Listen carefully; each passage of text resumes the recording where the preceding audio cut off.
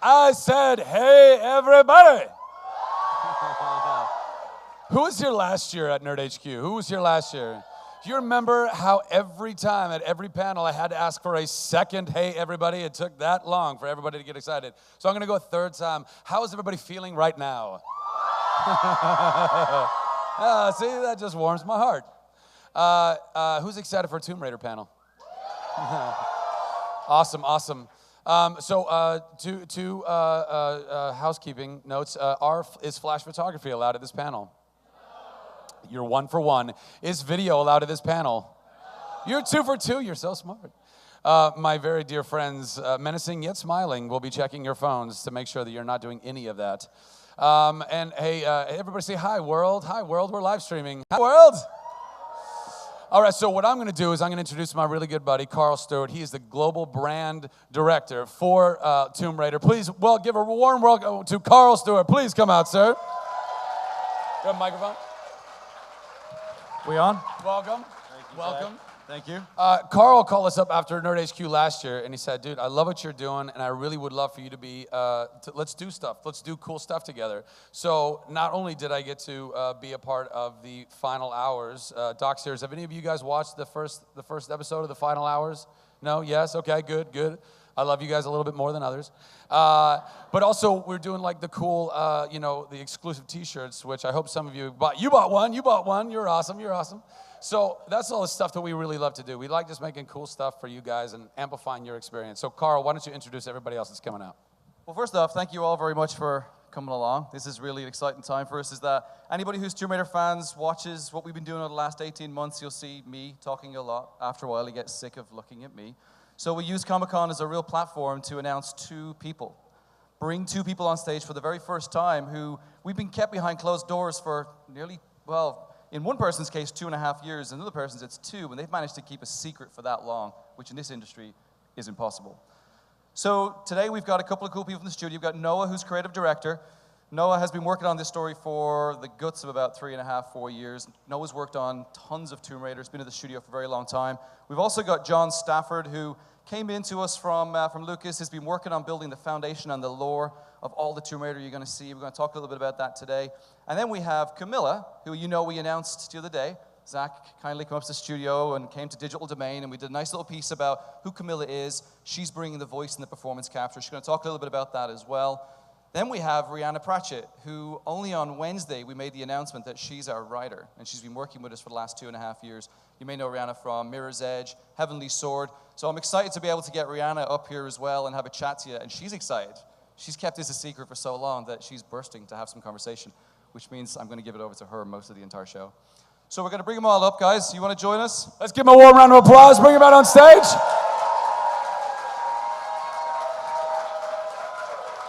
This is Noah, Rhianna, Camilla, of course. Everybody knows Camilla, and John Stafford.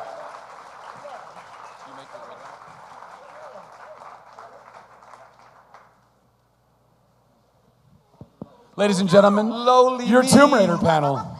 Oh, wait, and there's Karl's seat. So I'll stand. So I think first up, we're going to play, for those of you who haven't seen the Final Hours of Tomb Raider, we're actually going to play it. We've been airing it here, but there's been no volume because obviously there's loads of music. So we're going to play that. It's about 6.5 minutes long, and it'll give you all a real opportunity to see what Zach's been doing, working with us, helping bring a fly-on-the-wall approach to the development of the game and the personality and the emotion behind all of us. You guys excited about that? Roll it. I love it.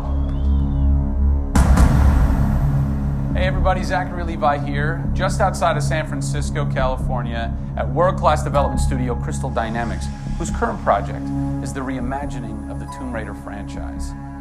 From now until the game launches, we're going to be hopping around the globe, bringing you exclusive first looks at some of the key ingredients that are shaping and creating this world. First stop, Digital Domain, Los Angeles, California, to meet one of the most crucial pieces of the Tomb Raider puzzle, Lara Croft herself. I'm Zachary Levi, and these are the Final Hours of Tomb Raider.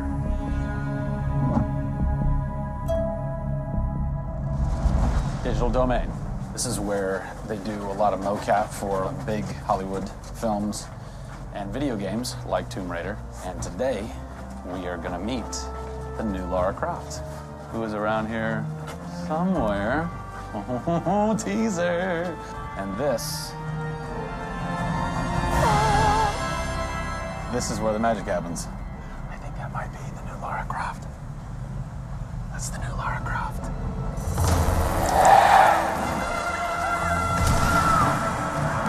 Since 1996, many actors have played the part of Lara Croft, but for the reboot of this franchise, the team conducted an exhaustive international search for someone who could bring a whole new level of emotion to a character who's become so familiar. In late 2010, a young English-born actress was chosen to become one of the most recognizable characters in video games. My name is Camilla Luddington. I'm a British actress living in Los Angeles. I am the voice and character of Lara Croft, the British heroine. When I was first approached for it, I really felt overwhelmed at the honor of playing an icon like Lara Croft. I think I screamed in my car, actually, when I heard that I got the role. Lara Croft, one of the most iconic female characters in all of gaming.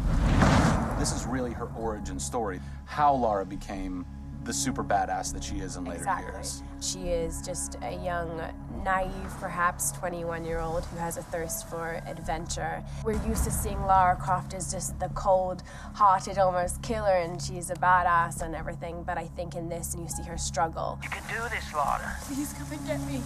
When we went through the process of looking for actresses the world over, I mean, this was Europe, this was LA, we had hundreds and hundreds of actresses that were whittled down, and we ended up with Camilla. She had sort of that rawness that we wanted. We, was somebody who not only wanted the part, but was willing to push her character into that emotional area that we wanted.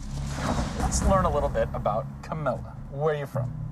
I am from a town in England called Ascot in Berkshire. And it's like those things you wear around your neck. Really didn't do TV or film or anything until I got here in Los Angeles. But really, I had a stage background, which I also think helps though with this because this is almost feels like performing on a stage. Yes! So here we are. This is performance capture stage. The volume. The volume, they call it. That's interesting. You'll have to explain that to me later. I don't know why. I think maybe it's like a measurement thing, like height and width and depth. I'm gonna go that with yes. Creates volume. Yeah. Math nerd. And you also do get nifty props. Yes, and what's a fun fact about Careful, this? careful, careful. Oh, You can hit somebody. Jeez. Wow. Is that they'll put Velcro on this, and they'll be like, okay, you're gonna have a gun and another gun, and they'll just stick to you. How much Velcro does a bazooka need to stay on tightly? A lot. There had to have been a lot of pressure as far as being the new Lara. It was intimidating. Did you go run around in the woods? Did you go hunt boar with a bow and arrow? Well, what's funny is I actually did archery when I was a kid. Really? Yeah, at the time you're thinking, why do I need archery? When am I going to use a bow and arrow? And now I know Interestingly why. enough. No! Is Lara a video game icon? A sex symbol? I think she's both. Oh! Obviously, she's a game icon. But I also think she's a sex symbol because she fights for what she believes in. She's courageous. And I think those things are sexy. The shorts are gone. That's a bummer. Which I'm sure most guys will think is a bummer. I like her new look. Yes, she's still gorgeous, but now she's a person. Camilla brings truth. She is truly breathing life into Lara Croft. And when Lara is supposed to be going through an emotional scene, you'll see tears streaming down Camilla's face, and it's real. People ran over to her, like, are you okay? Like, she's got mascara running and tears streaming down her cheeks, and she's like, oh, yeah. And you're like, wow. When I got this role at first, I did not even know that I would be crying so much. I just thought I'd be kicking butt. That was the Lara that I thought I'd gotten myself into. This was some of the most emotionally and physically draining work that I'd ever done.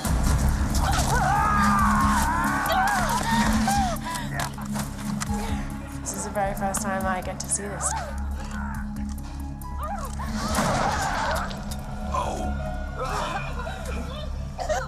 Oh, God. They had to do it. They had to do it. So the fans have now seen Lara's first kill. What was that moment for you like? Intense, for sure. Probably one of the hardest things to film. She has to fight for her life. It's fascinating how she reacts to that. She doesn't just walk away from that first kill. It really gets to her, and you see her become Lara Croft. Camilla Luddington is our new Lara Croft. Strong, spunky, gorgeous, brave. How did she get so brave? Excellent question. We're going to cover that in our next installment when we sit down with the writers who crafted the origin story of Lara Croft. Don't miss it.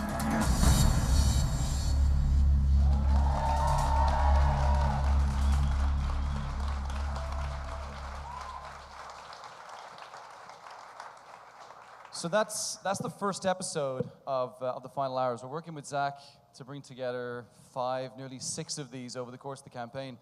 And one of the big things with this in particular is that we've all worked on many games, Camilla's first game, but as the rest of the team, we do so much behind closed doors and so much behind the scenes that we want us to bring out the emotion and the personalities of all parts involved. So the first one, when we call it the Final Hours, we're working with Jeff Keighley, who did 2 of them before with Portal 2 and Mass Effect 3. And what I spoke with Jeff originally, it was like there's so many final hours all the way through this game. In particular, Camilla's coming up to the last sort of script line. She's going to be in the studio again soon. And then with the writing, we're coming to the end of getting the story locked in. And these are the final hours of each of these people's involvement in the game. And it's very important that you capture that at that right time, because Camilla now sort of been brought out the spotlight after being working for 2.5 hours. We can capture that, and we want to bring that to life. So over the course of the next couple of months, I know we recorded here on Wednesday with Zach. We had the team here doing the next episode. So you're kind of getting a little bit of a sneak peek of what we've been doing.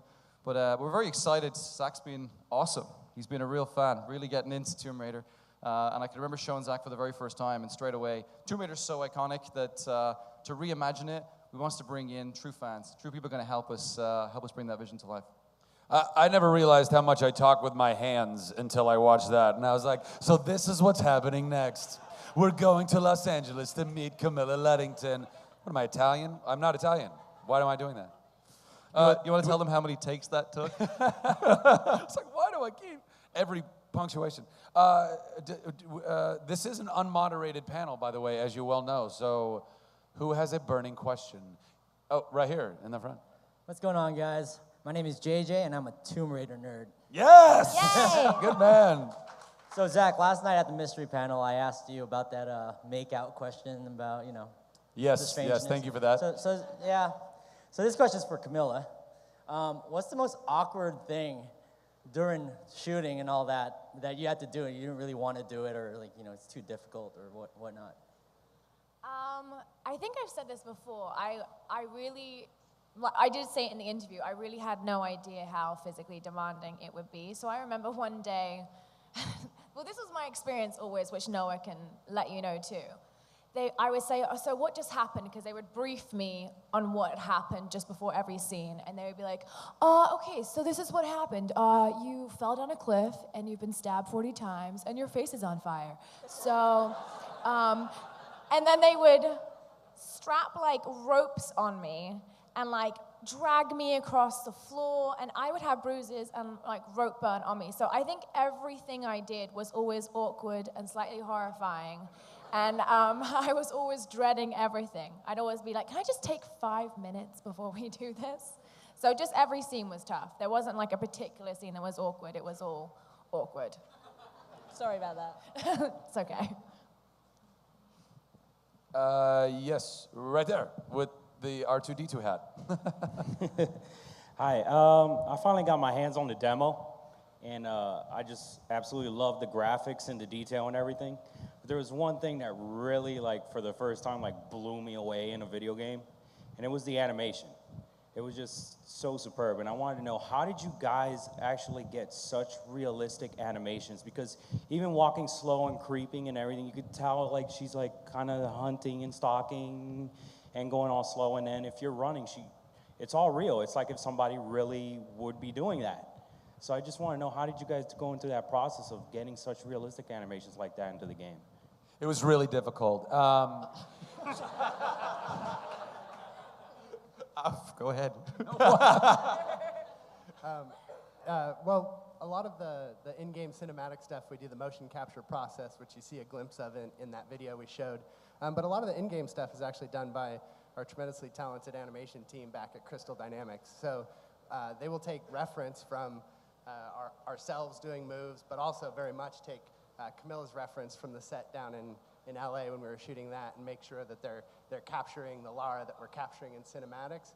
But by doing it by hand, they really are able to create all those transitions and layered animations as well. That one of the things that's cool about Lara is she can be doing running, jumping, but then she can also be hurt while she's doing that and things like that. So we really try to bring her to life with those overlays, and it's really just, it's the blood, sweat, and tears of the animators that get it to that point that you've seen today. I'd also like to add, we actually have our own suit in studio, so often you'll see our animators or different people with different builds outside in the courtyard doing crazy things with like bows that people bring in. So I mean, we actually do mocap in studio as well. So. And to add to that, actually, we're a part of a big complex down in Seaport Boulevard in Redwood City. And at lunchtime, you would have people going from different studios. Some are accountants, some are lawyers. And then you have this crazy game developer in the center, and you have these 5 or 6 people in these crazy suits out performing. It's like watching Cirque du Soleil at lunch. And it's quite fun, actually, just to take photographs of people stopping and watching. You get a crowd gathering around. But this is our first time ever doing performance capture on a Tomb Raider. We've had a really talented crew of animators for years who've now been given the opportunity to be able to take all the work that we've captured with Camilla. And it's been a learning curve for us too. You know, we've been capturing this data now, working with Digital Domain and a couple of other partners. And as Camilla's been talking about, you know, there's a pretty detailed process with putting the full mask on, capturing face, lip syncing, capturing VO at the same time, to be able to bring and extract every single piece of emotion from every scene. And given that it's our first time in that process, all of that data coming back to the studio, our animators have been able to turn around and work with that as raw assets and bring to life. As you said, we're extremely proud to be able to play it and really feel like she's almost in this world. She's doing everything that you feel like a real human being would do, even down to the first time she jumps across a gap and she tries to lift herself up. She's injured. You feel the pain in her side because she's groaning or she's trying to lift herself up and it's slow. So it's a real goal for us to be able to bring the character to life in more than just saying it's what she says, but it's how she acts and how she performs throughout the entire game. Who's next? Yes, sir. Hello, hello. Hello. All right, so I noticed you brought Lara down to regular dimensions, and I'm okay with that. Makes her more realistic, and probably makes tomb raiding a lot more easier too. It must have been harder before.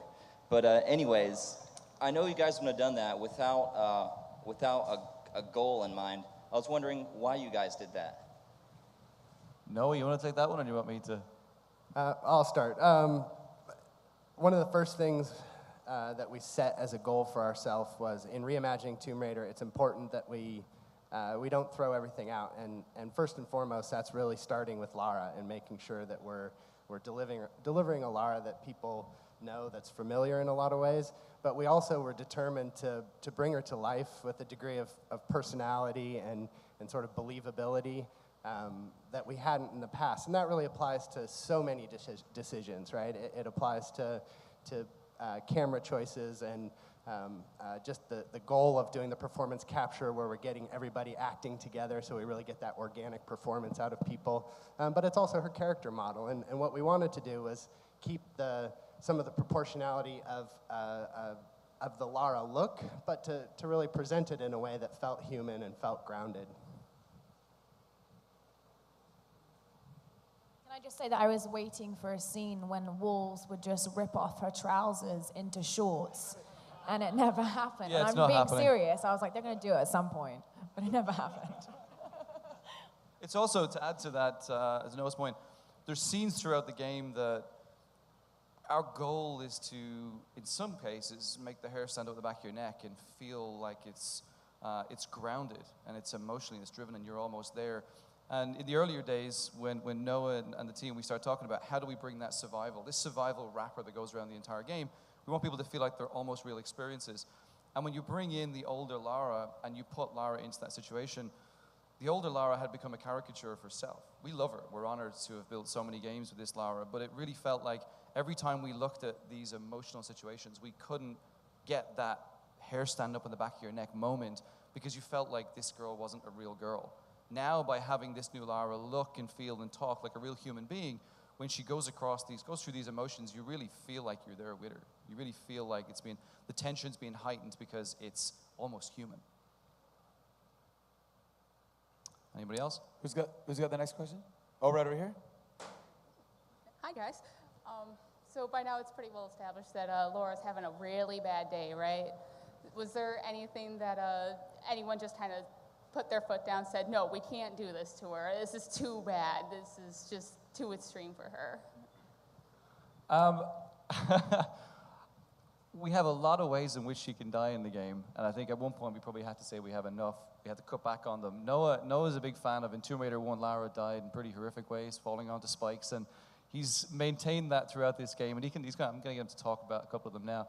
But first time I ever played the game, when I came up to the studio, even in early stages, there was moments where I even sat back and went, can we really do that? Can we really have her die in that way? And the more you see it happen, you go, okay, it feels real. I like where Noah's going with it. I think it's also important to put it in context because we get a lot of comments about sort of the abuse that Lara goes through, and for us, it's not what we enjoy seeing is Lara overcoming adversity. So for us, it's not about, hey, I want to beat Lara up. It's I want to see Lara go through something so amazing, so difficult and powerful that I believe that she could become the hero that she is going to become. And it's really that drives our design against sort of Lara's bad day, as you put it. So for me, and in any creative context, you throw out all kinds of ideas that are bad for all kinds of reasons. So we won't go into all of the, I guess, the vetoed Lara trials and tribulations. But like I said, what's important is that Lara perseveres, and that's the story that we're trying to tell.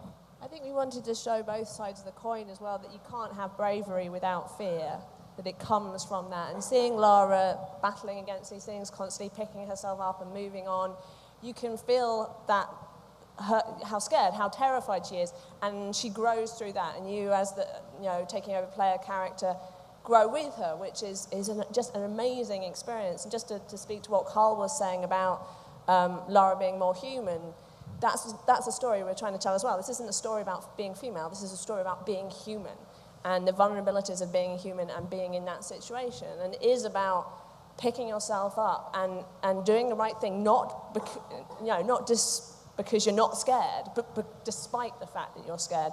And that was a big narrative thing that we wanted to push through in conjunction with all the gameplay, where she gets sort of beaten around, and she's obviously, it's shown physically on her, and she's also mentally going through a horrific journey as well, probably worse on the inside than it is on the outside.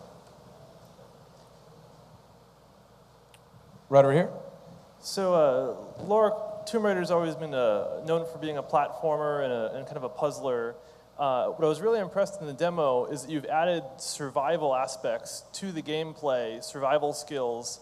I was just wondering, what was the origin of that? Is that just adding new gameplay features, or are you trying to use that as an aspect to enhance the storytelling?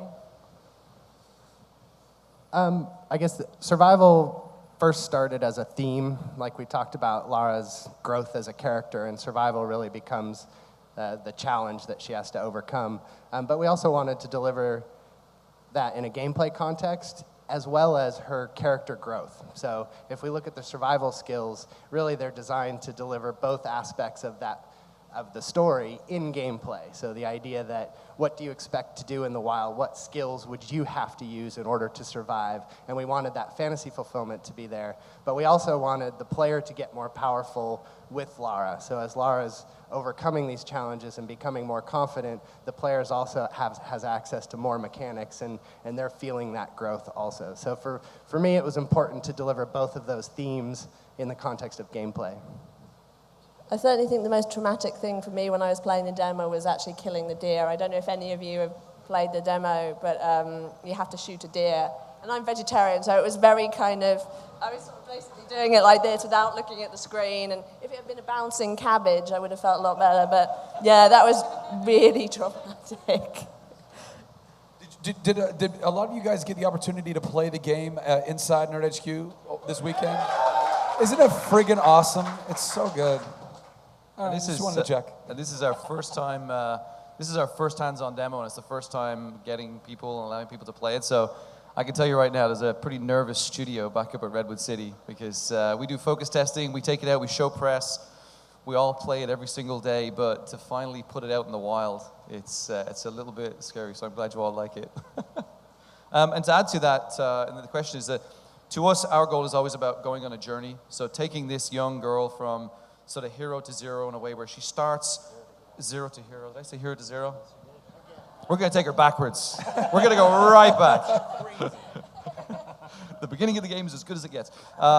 So the idea is to start her from zero to hero, in that bringing her onto the screen as a girl who, she has a lot of talents and she has some experience from being in school and college and so on, but really she's never been on an expedition for the first time. And to take you on that journey, we want the player to feel like they're growing with her.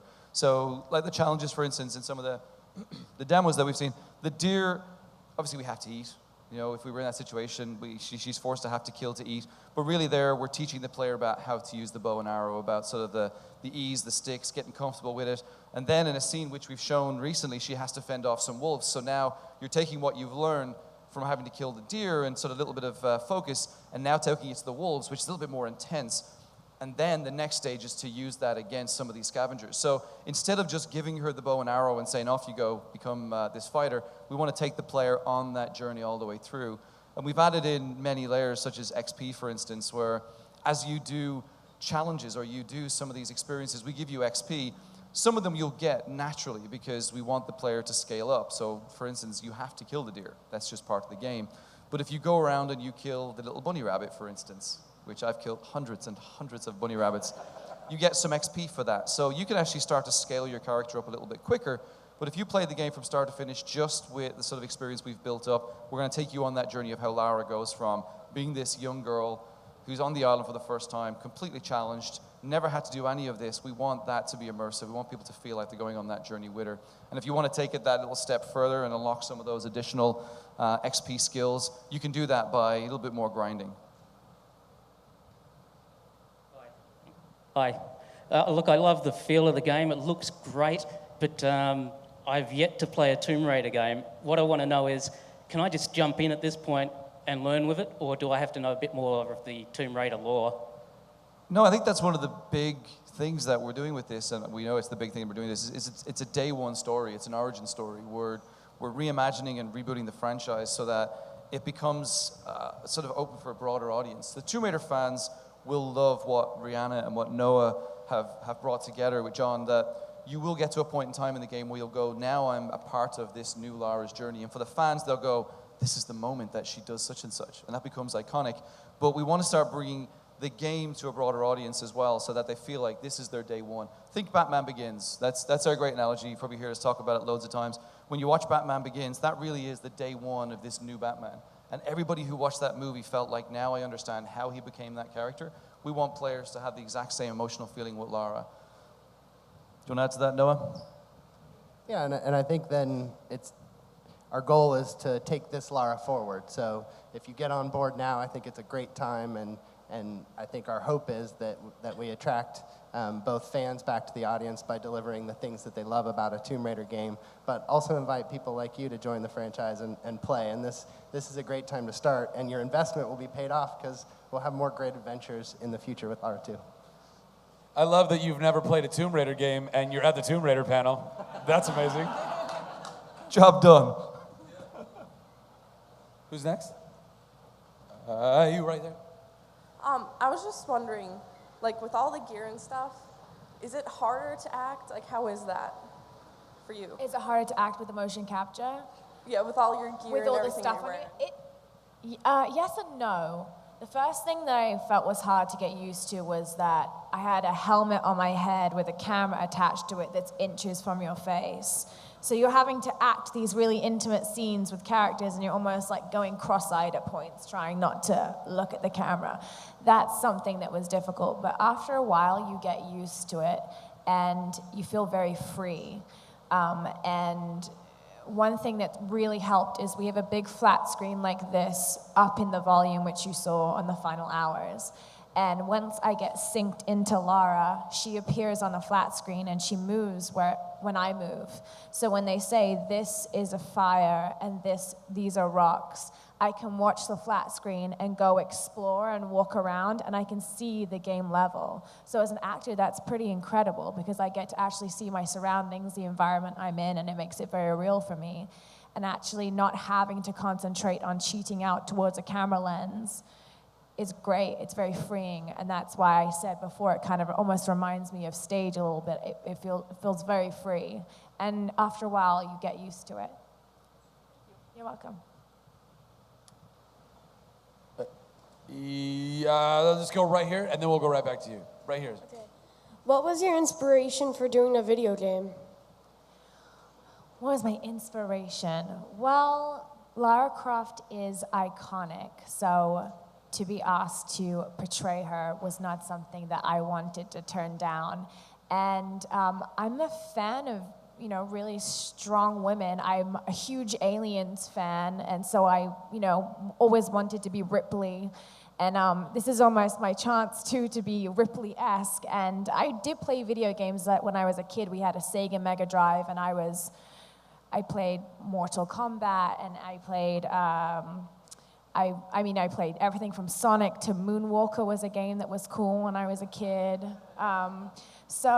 It's not like I haven't enjoyed video games. So to be part of one and almost be immortalized in some strange way, so maybe my kids can play me and kill me over and over when they're mad at me, I think will be really fun. And then right back there. Hi, my name is Vince. It's really exciting to be here. Although I have to say, aside from the little demo, I haven't played any Tomb Raider games either. That's okay. There's another gentleman right over here, so you guys can hang out afterwards. You guys should hang out. You can compare notes on what you don't know. Okay. And I had to ask, is there any parts of the storyline or any of the enemies or game dynamics that you're really excited about or that are new or innovative? I've actually spent a lot of time with the enemies in the game. We have I think our antagonists are really interesting. I don't want to talk too much about them now because we've just barely revealed them, but Lara's relationship with them brings in some really cool gameplay and mechanics later in the game. So I think you'll find some really interesting bad guys in our game. They're not conventional. And I think the story of the island, and we spent a lot of time crafting a pretty interesting story. It's puts Lara in some really interesting situations. So I don't want to give too much away, but no, I don't know if I'm going to talk more about it. Yeah, I mean, you bring up the island. That's such an important piece because we talked a little bit about bringing Lara to life, and that really was job one. But to really immerse the player in the experience, they have to believe in Lara, but they also have to believe in the world and the adventure they're going on. And one of the things that John does up at Crystal Dynamics is make sure that world is really, it comes to life and it's consistent. And like you said, the enemies are an exciting piece that we're going to share a little bit more about down the road. But it really is about the island as a character too, and bringing it to life and immersing the players in a world and an adventure that they can believe in and lose themselves in, really. I mean, for me, when I enjoy games most when everything around me sort of melts away. I turn down the lights, turn up the volume, and I'm in that world. And I think the team has done a great job bringing that whole island to life. And in terms of, just to add to that, some of the features that we've been talking about really sort of for the last 18 months as we've been on the road presenting this, is that we don't want to forget who we are. Tomb Raider's been around for 16 years now, and it's been very successful in that time. And we have a formula. We have something that's worked very well, which used to be puzzle solving, exploration, and combat. And one of our goals with this game was, from the early days, was not to throw the baby out with the bathwater. We wanted to reimagine the game, but we didn't want to forget our origins and who we are. So some of the features that we've kept, we've just enhanced and we've made massive changes to how they work for us. So as an example, dynamic traversal used to be just exploration for us. And as anybody who's played Tomb Raiders know, it's very ledge to ledge, very binary. If you fall, you go all the way back down. To us, Lara's an explorer. She should have the freedom to explore. And we knew in the very early days that we're not building an open world game, despite it being on this island. What we want to do is build these hub systems that allow the player to be able to explore with freedom. So dynamic traversal to us was something that, as one of the coolest features I see, gives Lara the freedom to be able to move around with ease. So she can jump from building to building. If you fail on something, you just get straight back up and find a different path. It really brings the character to life in a very unique and different way. And then the other one which we've done is Smart Resourceful Lara, which is another one where it used to be puzzles, pulling a lever, moving rocks. Anybody who's seen some of the demonstrations we've shown over the last year will see that these scavengers have been living on this island for so long. They've manipulated spaces and they've turned areas into mechanisms that work for them. And the first puzzle that we sort of thrust Lara into is where these guys have been collecting all this flotsam and jetsam coming in, and they've been using it to sort of salvage and scavenge. And Lara comes into this area for the first time, and we've just taught the player about fire, about how to cause explosions, and about how to sort of manipulate with physics and water. And we give her the challenge of saying, now you sort it out as a player. You look at how this scavenger has used this space for something else, and you come in and test it. You kind of jump around, you realize that stuff moves, you realize that if you set fire to the boxes, the waterfall puts it out. So to us, that's a whole new feature and a whole new dynamic that instead of coming into a space and looking at it and trying to figure out, do I line up all these things for the sun, and do I pull this lever? Now it's about, let's look at the island as if it's living and breathing. These scavengers have been here for a long time, and they've created some phenomenal puzzles for us to be able to allow the player to get smart with. So they're just two of them. The third one's combat, which I'm not going to talk about at all just yet, so anybody knows. Was there ever a thought to make this an open world Tomb Raider? I mean, or have you guys, is that something that might happen in the future? In the early stages, yes, because when we placed it on an island, it was something that we thought would be great. And then it gets very hard because you want to tell that story from start to finish. You want to bring the player on that journey. Anybody who plays open world games knows that giving those amount of choices dilutes that experience. And Noah's crafted and Rhianna's crafted a story where it's very intimate. It's very close to the character. We want to make sure that we bring you through these experiences and these journeys. And even after that then, to make sure that we communicate it properly, in some of the early days, we had Lara on a horse. And we had this horse that was going to allow her to move around these spaces. And even though we weren't open world, the horse implied open world, because you thought, how big can the island be? So we ended up dropping the horse and keeping Lara as is. So to answer to that, yeah, we looked at it early on. Nice to have a horse. Yeah, now there's no horse. The poor horse is gone. Did you also give her an ocarina of time? No.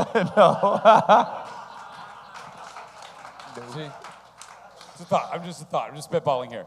Yeah. But we did go through some interesting experiences. Noah, you could talk to the fact that at one stage we had a girl companion, and we thought that that was a real way to bring a personality and a side to Lara. And then we realized that it really was just all about Lara. It needed to be her experience and not sort of taken away to be looking after somebody else or thinking about another situation. It was the intimacy of who she is.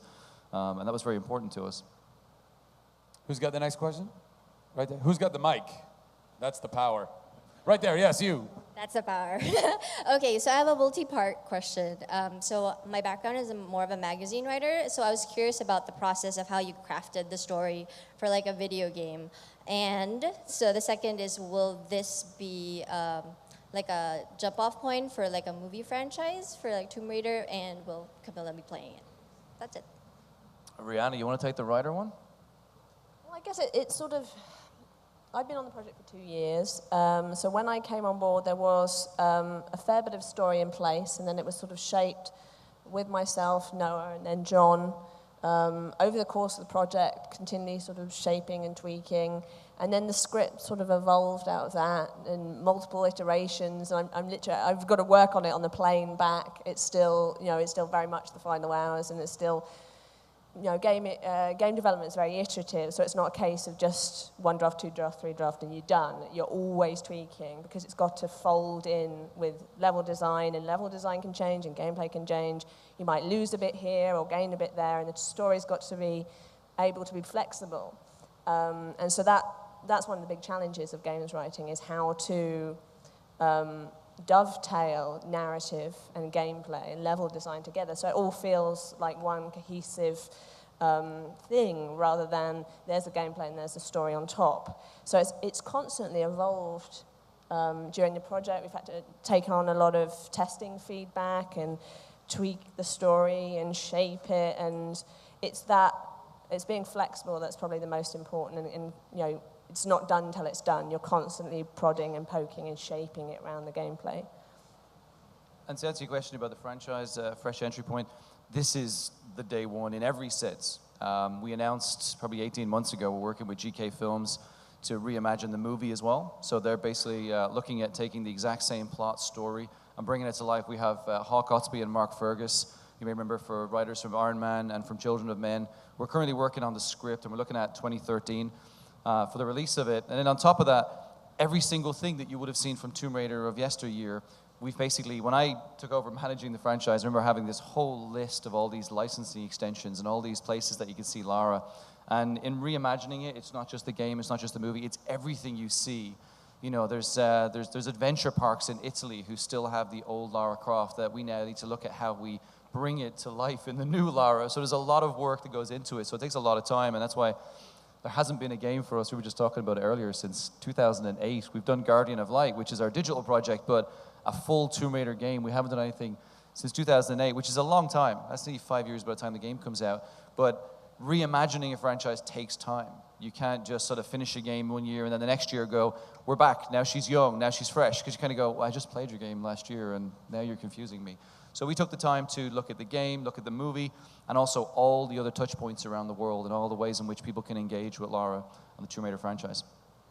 As far as the movie is concerned, are you guys open to the idea, of casting Lara as a 30-ish man, about 6'4", that talks with his hands like an Italian? Are you open to that? I would say you'd have to wrestle Camilla for that. Only if they bring back the shorts.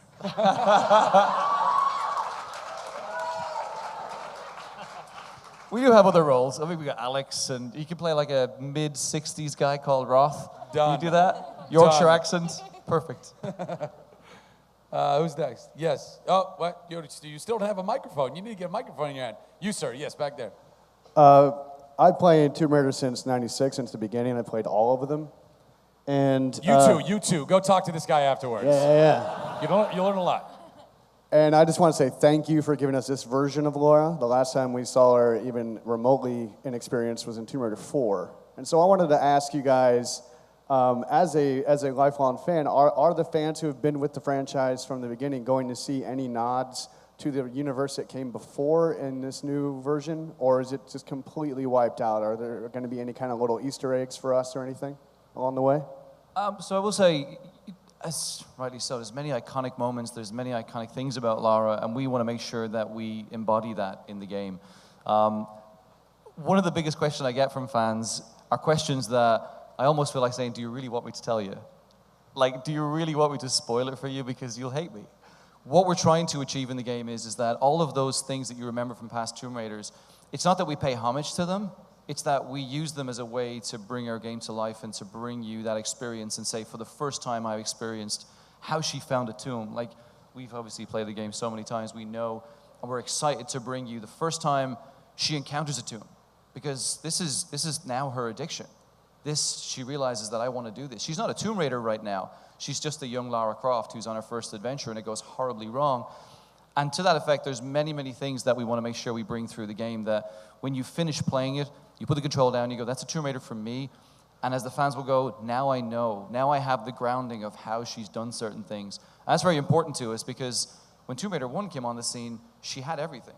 She just began as this character. So we want to bring those emotions to life, those things that you'll remember for the next couple of games and onwards. Yeah, I think for me, one of the most exciting things about working with a franchise like this is that people have the memory of who she is and the world she lived in and the adventures she went on. So our goal certainly isn't to tick all of those off one by one. You've already been through all of that, but it is exciting to see the things that are inspired by the Tomb Raiders that came before. So for me, that really is a part of being true to the franchise, not in a one-for-one literal way, but to really take a lot of our inspiration from what has come before. Yes, you have a mic. It's amazing. now. Give her a round of applause. First of all, thank you for being here because I flew all the way from Singapore to come to Nerd HQ, and Welcome. this is so great Welcome. for me. My question is, during the video and the game, was there anything that you found particularly challenging to research for? Either the storyline or the aerodynamics or the physics of doing all the actions? Noah, story. How do we choose this place, this location, the Dragon's Triangle? Yeah, I mean, probably the story is where I spent the most time doing research. Just like I said, trying to bring a world to life, give it authenticity. Some of that is in just what is the inspiration for our story, what is the backstory of this island, what are the mysteries on this island that the player is going to unravel. And for us, we wanted that to be grounded in things that really existed. That was important to me. But also even looking at survival situations and in a lot of times with research, that we do take some creative liberties, but we start with an inspiration of really what it is like to survive. We need to turn that into a game somehow and make that probably funner than it is to really survive on an island like this. But it starts with understanding what it's really like. So for me, those were probably the two biggest things, which is kind of the inspirations for the storyline and the concept of real human survival experiences. And we did a ton of research. I remember the first time we presented the concept to our executives around the world, and we were trying to bring survival and emotion to life. And we found this, if anybody hasn't watched this, I would say go and watch it, is Aaron Ralston, who you know from the movie 127 Hours, where he got caught and ends up having to cut his own arm off. There's an interview he did with, I think it was Tom Brokaw, who went back to the scene. And this was our inspiration in some of how we even communicate it internally. He went back to the scene where he had to amputate his own arm. And when you watch this scene play out for the first minute or two, he's just talking about the situation he was in, and it was hot and so on. And then he gets to talking about how he had to do this thing where he had this rusty knife, and he was plucking away at veins and arteries, and eventually they break his arm off. And there was a moment in that video where the first time I saw it, the first time the team saw it, it almost brings a tear to your eye. You're always the scene where he realizes he had to do something, and he steps back and takes a breath of air, and he's like shocked himself that he had to do it. And that for us, outside of the story, bringing those emotions and those sort of moments with the hair on the back of your neck was very important to us, and we took inspiration from so many places. And I'd ask anybody, if you've never seen that, go to YouTube, just bring it up and Google it and watch the scene through. It is probably one of the most powerful scenes of somebody going through a real life reenacting of what they've had to go through, and that was very important to us. That throughout the game, we tried to bring little moments to life that you felt, holy shit, that could happen, or I'm feeling something that I've never felt before. I'm sorry. I was just going to talk about Lara's reaction was a big driving force for us as well. You saw the scene where she shoots, kills a guy for the first time. And we really wanted that to be a big thing for her, because in all other entertainment mediums, action equals character. So we get to learn about a character, about their moral compass, about their flaws, by the actions they perform. But in video games, you often get the case where, in the story segments, a character might be kind of quippy or sassy. They'll have all the answers. They'll be kind of somewhat of an anti-hero. They'll have like I said, the answer for everything. Teflon-like, and they'll just go through the whole gameplay and perform mass genocide level after level, and it will never feed back into their character. And that was one of the main things we wanted to look at, was how Lara's actions affect her character and her emotional state. And so the first kill for us was a big thing. And it was funny, when we originally tested the scene, the playtesters were saying, why is she reacting to this first kill? It's, they were quite sort of surprised by it. We were like, well, because it's her first kill, because she's taking a human life. No matter what the circumstances are, that is a big thing, and it should be a big thing, and we wanted to show that. So, it was traumatic for you doing it, and, watching it as well, you really feel it, because you should, and we wanted to bring back that emotion. It's not comfortable to watch, and it shouldn't be, and it's not comfortable to be part of.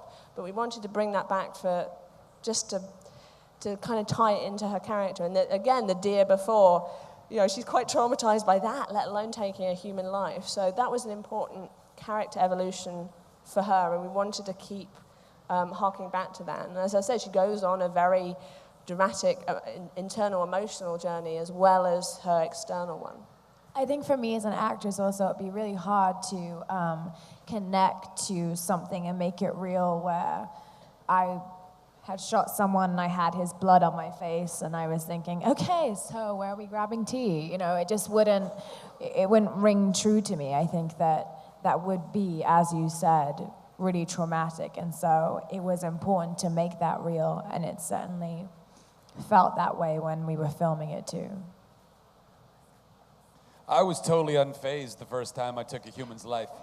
It was about the 10th when I finally realized, what am I doing? This is probably a bad idea. How much time do we have, by the way? I have nobody telling me. I'm just going to keep going. Who's got a mic now? You got the power. The power, if it works. I'm not a gamer, but I really want to be.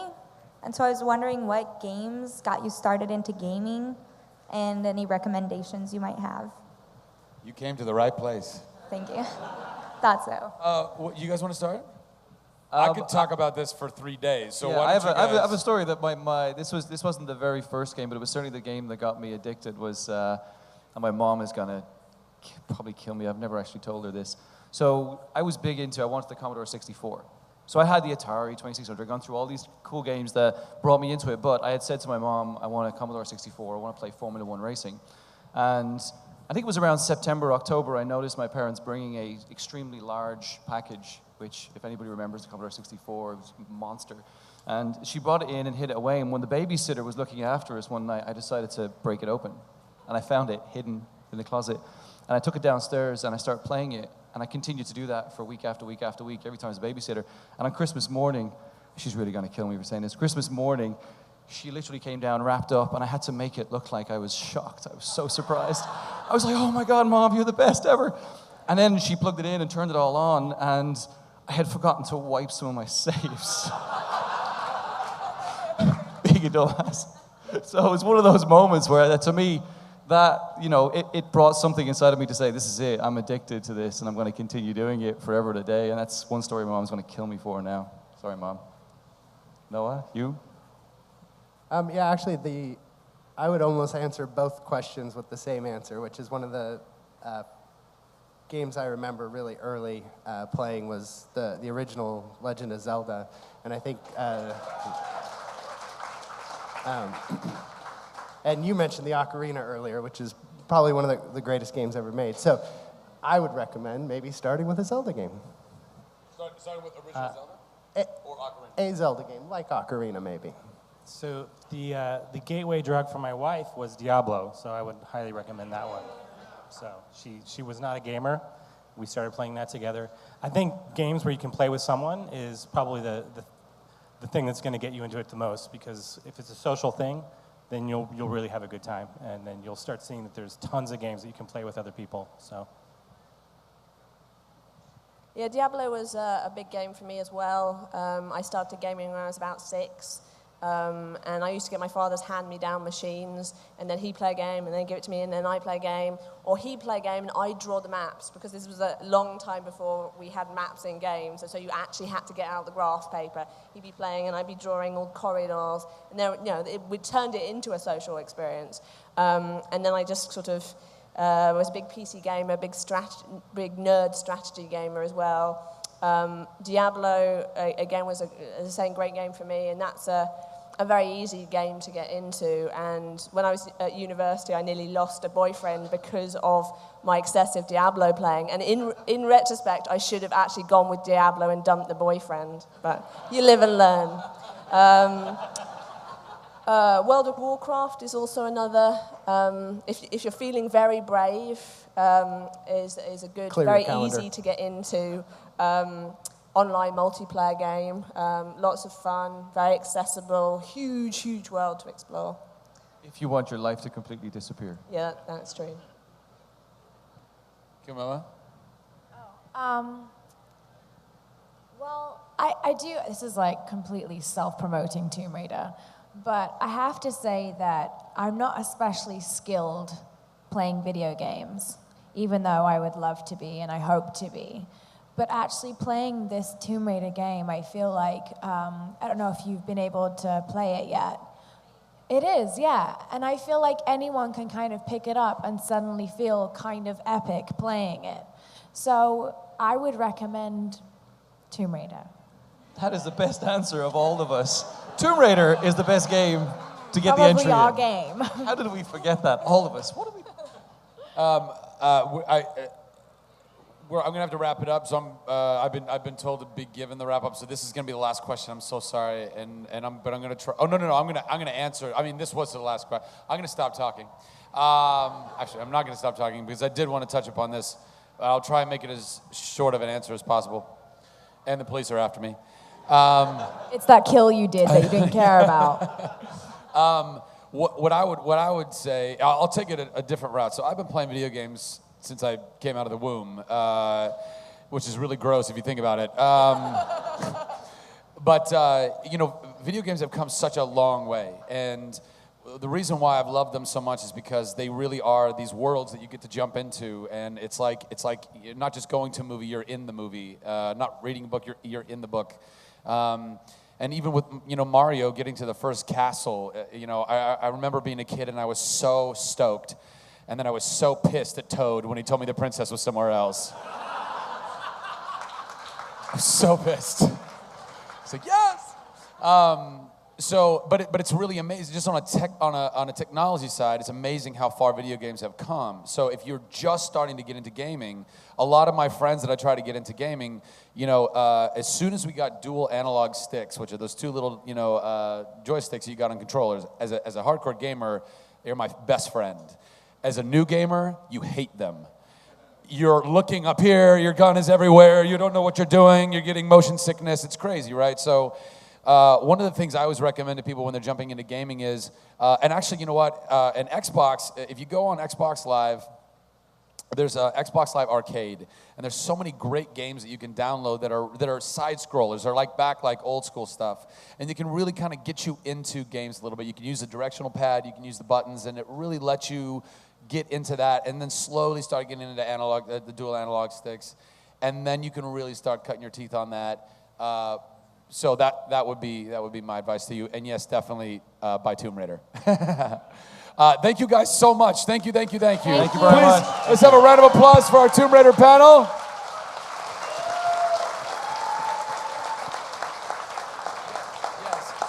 And guys, so we're just gonna stand here. We'll let you guys take some pictures really quick, awkwardly as we stand.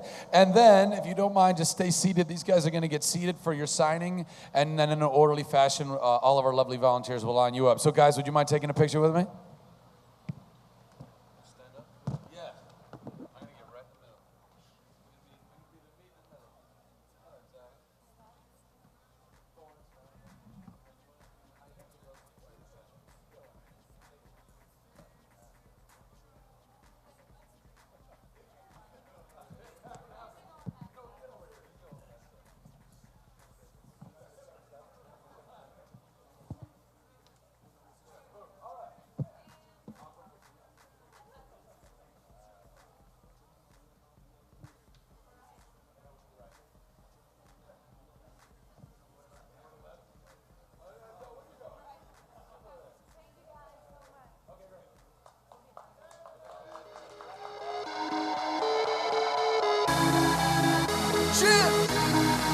A red wine.